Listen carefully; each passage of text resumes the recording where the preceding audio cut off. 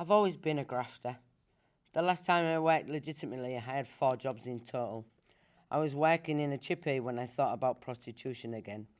I thought, I need some money. I'm sick to death of borrowing. I'm sick to death of subbing my wages. It was cash in hand at the chip shop. It was £14 for 4 hours work.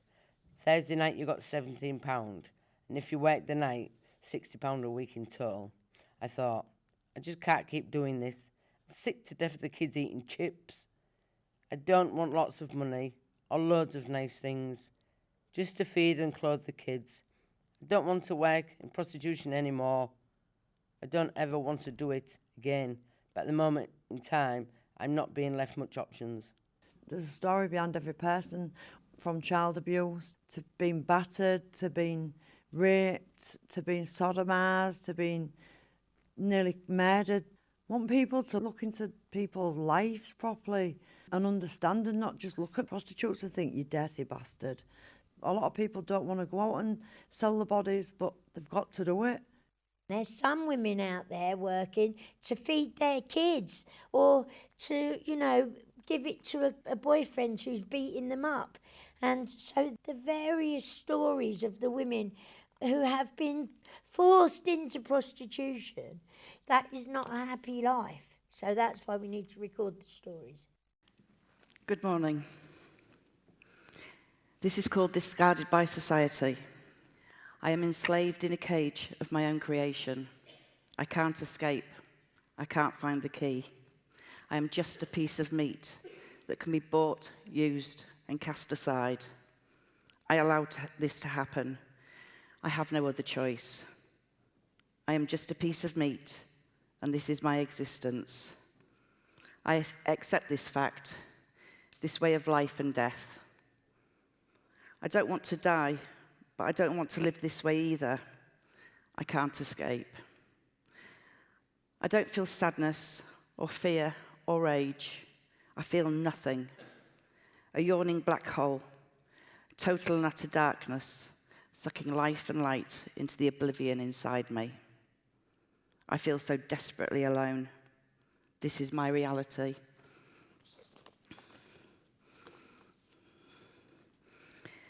I am part of a whole-based collective of 12 women, and we recently published our book, An Untold Story, telling of our journey to the streets and back. We wanted our book to be truthful, to be honest, even if that honesty is brutal, and to also have integrity in highlighting the issues we have or are still facing. We did this in our own words, with stories, artwork, poems, photos, and quotes from recordings. We put our hearts and souls on each and every page. We as a group wanted to shine a spotlight onto what life was or is still like for us. We wanted to talk about what led each of us into prostitution, how we ended up surviving on the streets, living with the many disadvantages we faced or are still facing, like extreme poverty, domestic violence, childhood trauma, homelessness, mental health problems, and addiction. Living with any disadvantage is difficult. When those disadvantages are stacked upon each other, becoming multiple disadvantages, it can become impossible to escape them. As a group, we wanted people to know about the difficulties faced by so many women, to understand this very secretive world and see what is hidden beneath. An Untold Story originally started as a research project 4 years ago, funded by Lankelly Chase. Emma, a psychologist, recorded the life experiences of 19 women who have been supported by the Lighthouse Project. 12 of us then began turning those conversations into something more public. Every week we gathered in a small sewing room in a church hall, telling of our lives, sharing our stories, and encouraging each other to put these experiences into words and images. This was at times a difficult process, and we supported each other, especially through the grief and sadness when 2 of our authors died far too young. In telling our stories, we wanted to help other women who are struggling with life, facing the disadvantages each of us have faced.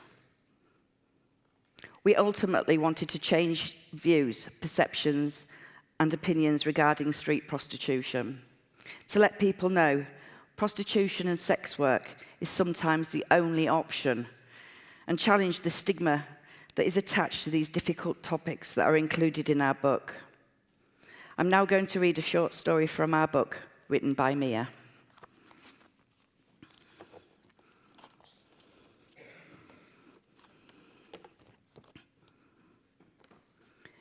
When you finally call it a day on the streets, it's the silly things that hit home. When you don't have to get yourself ready and drag yourself on the street. Things like doing the washing, the ironing.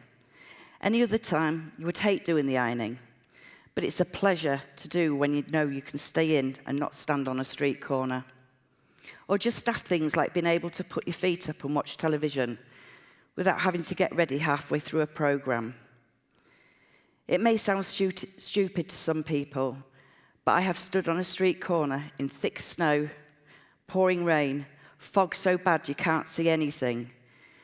So it really was a novelty for me to stay at home every night and do other things.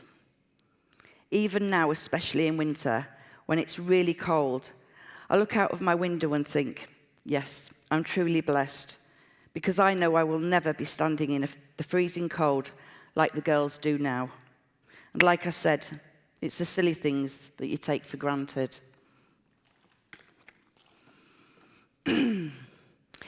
Each of us had to use a fake name to protect our identities due to the stigma attached to these issues. I go by the pseudonym Millie. Even I sometimes can't believe that 12 women who live in the same city, who work the same streets, who have lived and survived living on those streets could not only write, publish, produce, promote such a beautiful, powerful, honest book. But this is what we ultimately achieved with incredible support, guidance, and funding. Even though our book talks openly about some difficult subjects, it is also a book about hope. An untold story gave each of us a sense of pride, a purpose, and the courage to tell of our lives and the difficulties each of us faced. To have others believe in what we're trying to achieve is incredibly powerful. I had to use the name Millie because of the stigma I may face. But fuck you, stigma. My real name is Amanda, and I am proud of what we have achieved. We are all proud of an untold story.